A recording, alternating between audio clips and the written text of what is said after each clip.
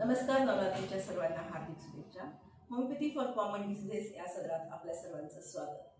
आज आपण बघूया सर्दीबद्दल. कशामुळे होते सर्दी? सर्दी म्हणजे तर एक किरकोळ आजार, पण जेव्हा वारंवार सर्दी होत असेल तर माणूस बेजार होऊन जातो. सर्दी कशामुळे होते तर हवेतील बदल किंवा अलर्जीमुळे, थंड खाल्ल्यामुळे, थंड पिल्यामुळे किंवा नाकातील हाड वाढल्यामुळे किंवा नाकात मांस तयार झाल्यामुळे, पॉलिप तयार झाल्यामुळे किंवा सायनसायटिस असे बरेच काही.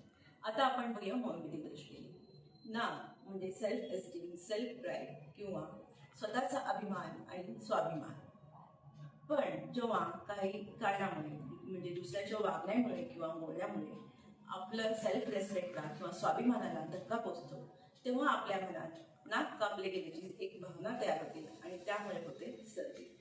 होमिओपॅथीमध्ये असे खूप सारे औषधं आहेत, जसे की एलियमसेफा, आर्सेनिकल्पम, फॉस्फरस, नक्सोमिका, नायट्रोमोन, स्टॅफिसायडिया असे बरेच औषधं जी ही तयार झालेली भावना पूर्णपणे काढून टाकतात. त्यामुळे ती सर्दी पूर्णपणे बरी होते. जर आपल्यालाही वारंवार सर्दी होत असेल तर एकदा अवश्य भेट द्या.